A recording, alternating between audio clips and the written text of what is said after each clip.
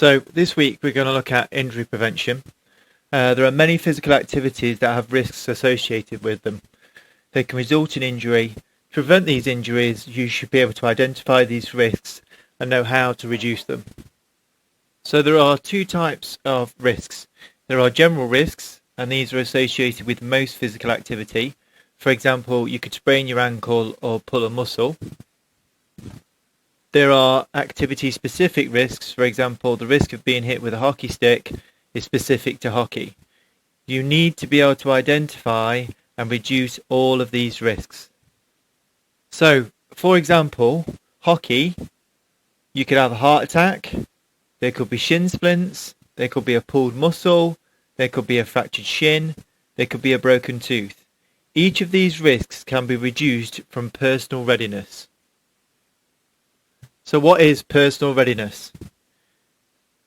The first example we're going to look at is that we could complete a PAR-Q. If we complete a PAR-Q, we identify any potential health risks and limit participation accordingly. Another example is a warm-up. If they complete a warm-up, we increase the elasticity of the muscle. If we increase the elasticity of the muscle, there's less chance of them becoming injured. A final example is using correct equipment, e.g. the right weight shot put for your age. If we do this, then the muscles can cope with the workload and they don't become injured or strained. Okay, so now we're going to look at injury prevention number 2. As well as checking personal readiness for the activity, there are other measures that should be taken to prevent injury.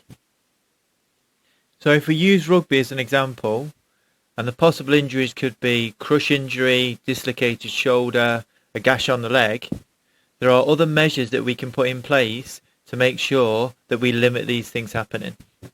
We can also make sure that we check the equipment, having padding around the post to soften the impact in the event of a collision.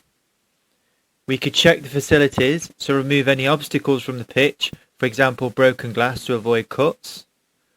And we could apply the principles of training, for example, progressive overload. We ensure the increase in training intensity is gradual to avoid overuse injuries and muscle injuries.